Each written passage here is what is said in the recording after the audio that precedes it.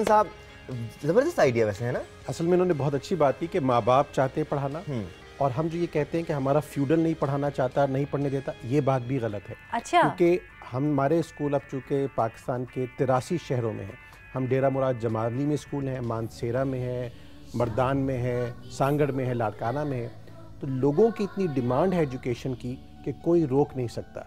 कोई फ्यूडल अगर चाहे भी कि स्कूल ना खोले तो अब ये उसके बस से बाहर हो गई है बात। ये ज़रूर है कि उसके चलाने में वो कुछ मुश्किलें पैदा करने की कोशिश कर सकता है, जो फ्यूडल ऐसा करना चाहे, लेकिन रोक नहीं सकता। और ये मैं उस एक्सपीरियंस की बेसिस पे कह रहा हूँ कि पाकिस्तान में आज हमारे 730 स्कूल चल रहे हैं, रूरल इलाकों में 60% हमारे स्कूल्स हैं, वहाँ पे लोगों की इतनी डिमांड है, तो हमारी सप्लाई साइड प्रॉब्लम है, डिमांड प्रॉब्लम नहीं है। हमें बच्चों के लिए घी का डिब्बा और दूध का डिब्बा देने की ज़रूरत नहीं है, माँ बाप 1 रुपया या हमारे स्कूल में 10 रुपये देने के लिए तैयार है। अच्छा, आपका एक मेंटोर प्रोग्राम भी है जो कि बहुत मशहूर है, उसके बारे में आप थोड़ा सा बताना चाहेंगे? उसकी वजह पूछने की ये है कि बहुत सारे लोग मदद करना चाहते हैं, सामने आना चाहते हैं, वो कोई स्कूल शायद नहीं खोल सकते लेकिन वो तालीम में कंट्रीब्यूट करना चाहते हैं, तो उनके लिए एक बहुत बड़ी इन्फॉर्मेशन होगी कि वो किस तरह वॉलंटियरली ये काम कर सकते हैं। बेशक, TCF में सबसे इम्पॉर्टेंट एलिमेंट ये कि एक बहुत बड़ा वॉलंटियर फोर्स इसके साथ है। एक तो हमारे सारे स्कूल जो बनाए हैं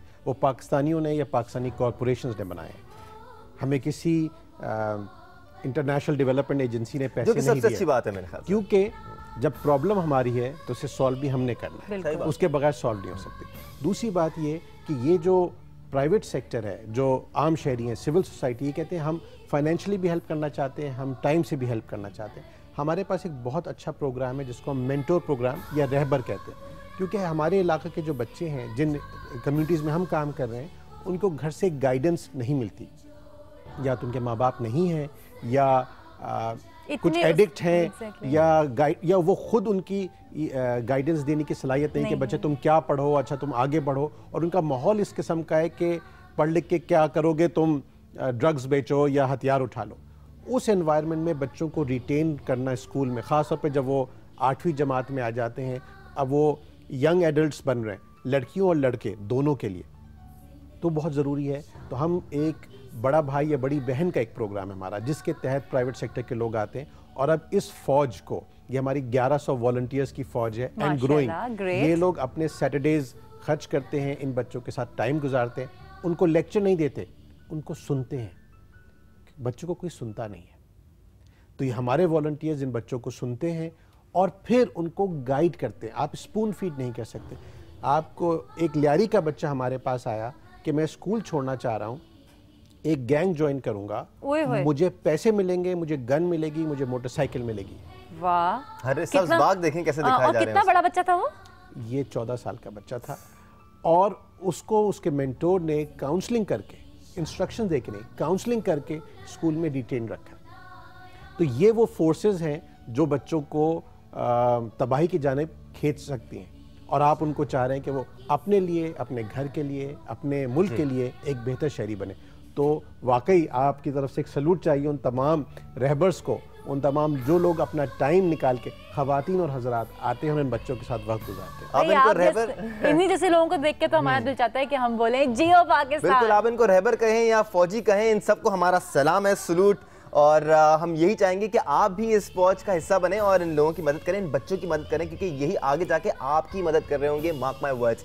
एक ब्रेक का वक्त हुआ है, ब्रेक के बाद जियो पाकिस्तान में मजीद बात करेंगे। गो स्कूल्स के बारे में भी जिक्र करना बहुत जरूरी है। तो बहुत कुछ है शो में, जियो पाकिस्तान में हमारे साथ रहेगा।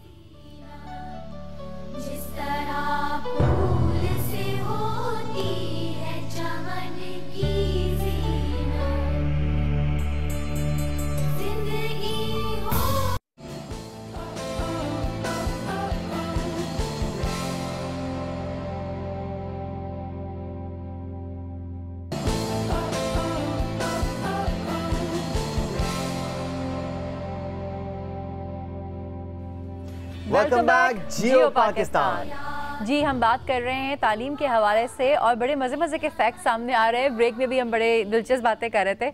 बात हमने कुछ और करनी थी कि तेल का डब्बा बहुत अपील कर रहा है। थोड़ा सा बताइए क्या तेल के डब्बे की बात कर रहे थे हम? देखिए, हम बात यही कर रहे थे कि तालीम में पाकिस्तान में डिमांड का कोई इशू नहीं है। बच्चे और माँ बाप चाहते हैं उनके को डिमांड है कि तालीम और अच्छी तालीम मिले। तो जब ऐसे इक़दाम लिए जाते हैं कि बच्चों को एनरोल कराओ, हम उनको तेल का डिब्बा देंगे या आटे का थैला देंगे, तो और तालीम वहाँ अगर वाजिबी है तो गरीब वालिदैन बहुत अक्लमंद है, वो बच्चे को एनरोल ज़रूर करा लेते हैं उस डिब्बे के लिए या उसके लिए, लेकिन तालीम वो अच्छे स्कूल से ही हासिल करते हैं। तो हमारे एक स्कूल के पास, TCF के स्कूल के पास, एक गवर्नमेंट स्कूल में ये स्कीम शुरू हुई, कुछ अरसे चली। तो शुरू में कुछ बच्चे हमारे यहाँ से चले गए, लेकिन एक ही महीने में वापस आ गए और उनके माँ बाप ने ये कहा तेल उनका, तालीम आपकी। क्या बात है। तो लोग बहुत अक्लमंद हैं। मतलब हम कतई ये नहीं चाहते कि हम किसी पे उंगली उठाएं या किसी को पर तनकीद करें, लेकिन कुछ तल्ख हकाइक हैं जिन पर बात करना ज़रूरी है। गोश्त भी हमारे यहाँ पढ़े लिखे हैं जी, जैसे कि एहसान साहब थोड़ी देर पहले कह रहे थे, गोश्त स्कूल्स से कैसे छुटकारा पाया जा सकता है? स्कूल्स हैं, इमारतें बनी हुई हैं, फर्नीचर टूटा पड़ा है, और टीचर्स को तनख्वाहें भी मिल रही हैं। हाँ, टीचर्स को पैसे भी मिल रहे हैं, लेकिन स्टूडेंट्स को पढ़ाई नहीं। जी, ये बहुत बड़ा अलमिया है कि हमारे यहाँ बच्चे पढ़े लिखे नहीं हैं, लेकिन हमारे भूत पढ़े लिखे हैं, क्योंकि 30,000 हमारे ऐसे स्कूल हैं जो सिर्फ भूतों को केटर कर रहे हैं। और उसका नतीजा है, और 30,000 हुकूमत के 1,70,000 से 1,80,000 स्कूल हैं। तो उनमें से एस्टिमेट किया था यूनेस्को ने कि 30,000 के करीब गोस्ट स्कूल्स हैं। उसकी रीज़न बहुत सिंपल है, गवर्नेंस नहीं होगी तो ये इश्यूज़ होंगे। और ये जो जिसके पैसे से वो स्कूल बने हैं वो मेरा, आपका और पाकिस्तान के अवाम के टैक्स का पैसा है। हुकूमत के जो स्कूल हैं वो गरीब ज़रूर आपको लगते हैं, लेकिन उसकी जो कॉस्ट है वो NGOs के स्कूलों से ज़्यादा है। तो एक कॉस्ट तो ये भी आई थी कि हुकूमत की जो तालीम है वो डबल एक्सपेंसिव है और क्वालिटी 1/3 है। ओहो। ये लीप्स की एक स्टडी थी, हार्वर्ड और वर्ल्ड बैंक ने मिलकर की थी। इसका इशू और इसका आंसर बहुत सिंपल है। जब एक इलाके के लोग बिजली की बंदिश पे बाहर निकलते हैं और बिजली रिस्टोर करा लेते हैं, जब लोग पेट्रोल की प्राइस पे बाहर निकलते हैं और प्राइसेस नीचे चली जाती हैं, तो ये उस दिन ठीक होगा जिस दिन लोग बाहर निकलेंगे और कहेंगे कि हमारे बच्चों को तालीम मिलेगी। अच्छा, एक और चीज़ भी बहुत इंपॉर्टेंट है ना यहाँ पे कि करप्शन बहुत ज़्यादा है, और सेकेंडली हमारे मुल्क में जो बजट है उसका सिर्फ 2.03% जो है वो तालीम पे खर्च किया जाता है। इसमें हायर एजुकेशन भी शामिल है। एक कॉल आई हुई है आपके लिए डॉक्टर जब्बार की सक्खर से, पहले हम उनसे बात कर लेते हैं। अस्सलाम वालेकुम डॉक्टर जब्बार, जियो पाकिस्तान। वालेकुम सलाम बहन, ये हमारा सवाल था जी जी कि हमारे इतने बड़े शहर सक्खर में जो है ना तालीम नहीं हो रही है। हमारे 20-25 हजार कोई आबादी है, तो हमने बहुत सी दरखास्तें दी हुई हैं जो है ना, सारे वो एजुकेशन वाले जो हैं, तो उनको वो कह रहे हैं कि हमारे को स्कूल की जो है ना डिमांड आप कर रहे हो, हमारे पास है नहीं विकल्प है, स्कूल हम बना नहीं देंगे आपको ना। मैं हसन भाई से कह रहा हूँ कि यार हमारी हेल्प करे, कुछ इधर जो आबादी है हमारी ना, ठीक है, उसके लिए कुछ कर दो। बहुत शुक्रिया डॉक्टर जावेद, आपने कॉल किया हमें और एक अच्छा पॉइंट उन्होंने आपकी तरफ दिया है। क्या सक्खर में सिटीजन्स फाउंडेशन काम कर रही है? जी ना, देखिए मैं और आप अपने बच्चों को मॉर्निंग शिफ्ट में भेजना चाहते हैं, बिकॉज आफ्टरनून शिफ्ट में बच्चा 1 बजे जाएगा, 5 बजे आएगा, बच्चियाँ वॉक करके आ रहे होते हैं, सर्दियों में 5 साढ़े 5 बजे मगरिब हो रही होती है, तो आफ्टरनून शिफ्ट पेरेंट्स पसंद नहीं करते। सक्खर में एक जगह है साले पट, वहाँ पे हमारा स्कूल है और उसकी इतनी डिमांड है कि वहाँ पे आफ्टरनून शिफ्ट भी चल रही है और फुली सब्सक्राइब्ड है। तो अगर अच्छा स्कूल होता है, वो कहते हैं अच्छा हकीम और अच्छे उस्ताद तक लोग दूर दूर तक पहुँच जाते हैं। तो सक्खर में हमारा जो स्कूल सालेपट में है, वहाँ पे डबल शिफ्ट चल रही है मॉर्निंग में और आफ्टरनून में, और इस साल वहाँ पे हमने एक और स्कूल यूनिट ऐड किया है। तो मैं आपको बताऊँ, लाड़काना में हमने स्कूल खोला क्योंकि हम सिर्फ ख़वातीन असातिज़ा हायर करते हैं। हमें पहले साल 6 टीचर्स चाहिए थी, 294 टीचर्स इंटरव्यू के लिए पहुंची पहले दिन। और वो स्कूल पहले साल फुल हो गया। सेकंड ईयर हमने वहाँ पे आफ्टरनून शिफ्ट शुरू की और वो फुल हो गया।